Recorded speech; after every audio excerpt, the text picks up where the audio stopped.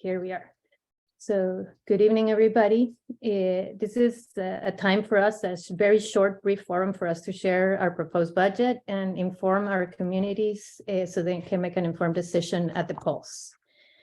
The expectations of conduct tonight, as always, there's no wrong questions. So feel free to ask any questions. When we're done, be kind.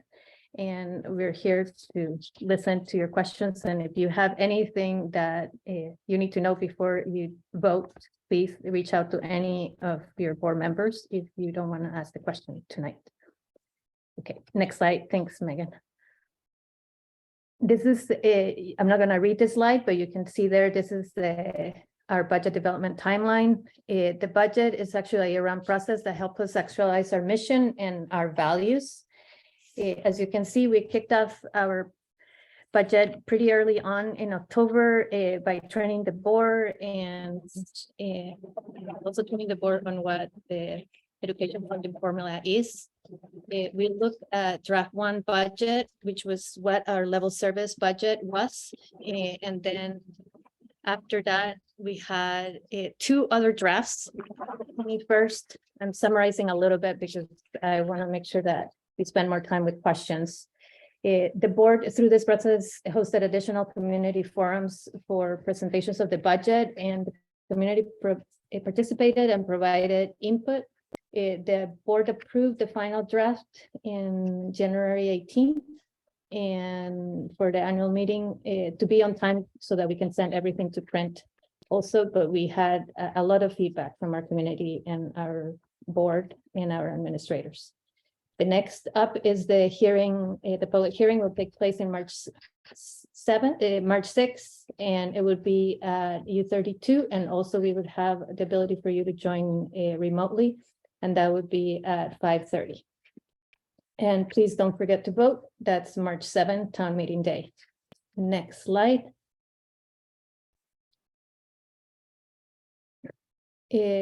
These are our goals for tonight. In order to paint a picture of what we're trying to achieve with all our resources, this presentation is organized, as you can see here in this slide. Staying student-centered throughout the budget development process and remembering our why and keeping our 3 pillars has been important for us. Next slide. So now we're going to talk about the what, and our 3 pillars are academic achievement and student outcomes, student and health and safety, humanity and justice, and our equity work. Now Ursula is going to walk us through the what.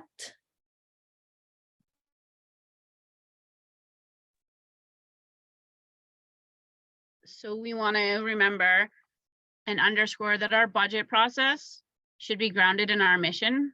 The budget is a narrative that, when done well, should reflect our students' needs and our community values. And our mission is that WCUUSD exists to nurture and inspire in all students the passion, creativity, and power to contribute to their local and global communities. Next slide. We believe this budget will meet our kids where they are and allow us to remain committed to our work in academic excellence, safe and healthy schools, and humanity and justice. District-wide areas of focus came out of our continuous improvement planning. Academic achievement, we will reduce the difference in math performance between historically marginalized students and historically privileged students, using first instruction systems of intervention. Safety and healthy schools, we will increase our students' access to classroom instruction, restorative practices, and social and emotional learning. Humanity and justice, we have the Equity Book Study and the Humanity and Justice Coalition. It is expected that our students will meet or exceed rigorous standards for core knowledge of essential academic subjects and transferable skills and behaviors that prepare them for a lifelong learning and success. Now, Jonas will talk a little bit about budget context. So the leadership team identified the current realities that are impacting the budget, including rising costs, declining enrollment, staffing shortages, and changes to the way that Vermont funds special education needs. as well as changes to the weighting of pupils for the equalized pupil calculation. We're looking forward to assess the impact of reductions in grant funding, including the sunset of ESSER funding in fiscal 24-25, which has, so far supported additional staff for nursing, school counselors, and interventionists throughout the pandemic. Based on our board's recommendation that we made last year, we discontinued the use of fund balance as revenue to support the equity scholar in residence and the new teacher added at East Montpelier. And I'll pass the conch to Diane. I think you had, oh, okay, I see. So we had this, sorry. We didn't rehearse this, so I'm a little off here. So anyway, so this slide represents the three lenses that we've used. The leadership team and the school board consider student needs, equitable distribution of resources, and education quality and evidence-based practices to make decisions for the development of the budget. We leverage our current strengths to take advantage of opportunities to develop a budget that meets the needs of our students in the face of many challenges. Next slide. So this slide shows the realities of our enrollment, and it illustrates a decrease in the total student enrollment from 1,594 in FY18 to 1,436 in FY23, or 9.9% decrease.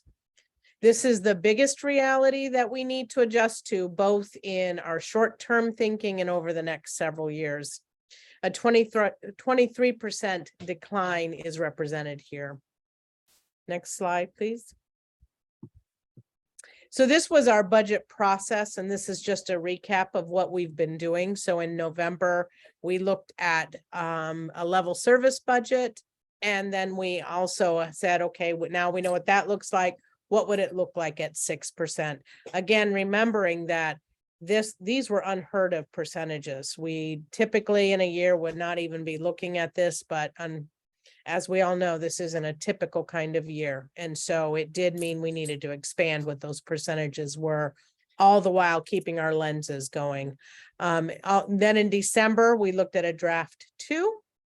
And then we also saw where that was putting us. And then we asked for, again, what does it now look like at 9.7, and then at this actual 7%, including combined services and other opportunities. And then the central office and leadership team have been very responsive and sent us additional drafts for us to consider in January, which we then took a look at and made the final decision. And now I will pass it on to Kari. Thanks, Diane. So Kari Bradley from Calais, and my role is to share a summary of our proposed budget and show how the numbers come together and actually affect our tax rates. So keep in mind that this year's budget is a level service budget. So it means that it's basically providing the same programming as this current school year. So next slide, please. So there's several factors that contribute to our tax rates. I'm going to give a quick summary of each. This first slide looks at the spending and the revenue components. And you can see that our spending is projected to increase 7.6%. And that's actually pretty close to the rate of overall inflation right now, what you might expect in this inflationary environment. Specifically, some of the key drivers in this budget are healthcare and salaries for our incredible staff, and also additional expense for special education, among other things. Unfortunately, our revenues are also expected to decrease, and this brings the net difference in our local education spending to just below 10%. So next slide, please. So next we combine that spending plan with the latest student population data, which is measured here as equalized pupils. And since our numbers are decreasing about 2.5%, the local spending per pupil is expected to decrease just about 13%. And note that the $23,022 per equalized pupil This does put us slightly above the state's excess spending threshold. There's no penalty for that, but we just want to be transparent about that situation. Next slide, please. So this next slide combines a lot of information. It combines everything with that we talked about so far with the remaining two factors. In the second column from the left, titled Common Level Appraisal, this is the CLA is the state's estimate to account for the difference between the appraised values of our homes and the actual current market value. We all know that property values have been increasing pretty dramatically in our towns these past couple years. And so the appraisals the towns have are more out of date than typical. So for example, you can see that Berlin's CLA is 85.96%. And that means that the state believes that the appraised value of a Berlin property is on average around 86% of market value. In Calais, there's an even bigger difference at 80%. And so when we look at the final tax rates, those are going to vary by town based on how much these CLA rates have changed from the prior year. Okay. And then in the second column from the right, these are the estimated tax rates for each town. So this combines everything we've looked at so far with the tax commissioner's estimate of what the state will contribute from the Ed Fund as a result of this year's legislative session. So we won't know those final numbers until the legislature and the governor finish their work this spring. That's always the case, but this is our best estimate, and we are generally reasonably accurate. Okay, next slide. So ultimately, all of this results in the impact on our actual tax rates. And this slide estimates the impact of our proposed budget on the taxes for each town. So we're showing it here as properties that are valued at 100,000, 200,000, 300,000. So you can see what the ranges are. Berlin would experience the largest impact at $116 per 100,000 of value. That's because Berlin had the largest decrease in their CLA. At the other end of the range, Worcester residents would pay an additional $50 per 100,000, and then Calais, East Montpelier, and Middlesex are somewhere in between. Keep in mind that these rates are prior to any adjustments for income sensitivity. And I believe it's still the case that the majority of property owners in our towns receive some sort of adjustment. So that's my portion. That's a lot of information in a quick amount of time. I'm happy to answer any questions when we get to the end of the presentation, or if you want to contact me later, I'll put my email address in the chat, and it's posted on the district website. So back to you, Flor. Thanks, Gary. So as you can see, we know that our district is entering a difficult period of time given our declining enrollment, the sunset of our ESSER funds, inflation, labor scarcity, future negotiation commitments, and economic slowdown. We're committed to working with our communities to develop a long-term plan that is fair to all stakeholders and will work for all students. We're committed to continuing our budget work year-round and are hoping to kick off our visioning and strategic planning work as soon as possible. Our goal is to fully engage our communities and identify the opportunities we have together as a district and intentionally focus on student outcomes. We want to lay the groundwork for collaboration and trust for years to come as we continue to best serve all our students. And why do I say that now at the end of this presentation is this is what we were talking about. We are starting our work again.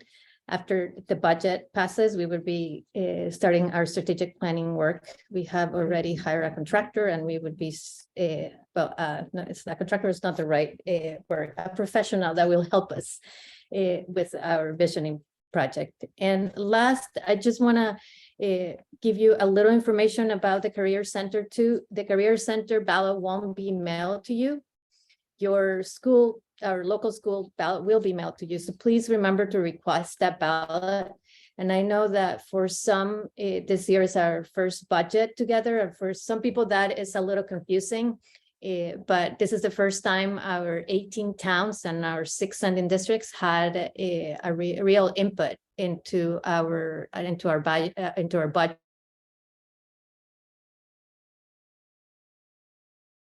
budget. And even though we're at, so we planned, Suzanne planned those $8,000 into our budget already. So don't, by supporting,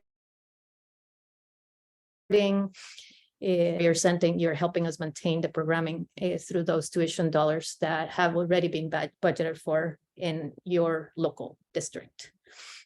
And that's it. So let's move into questions. Please raise your hand. Maybe let's take off the presentation, Megan. Thank you for sharing so that we can see people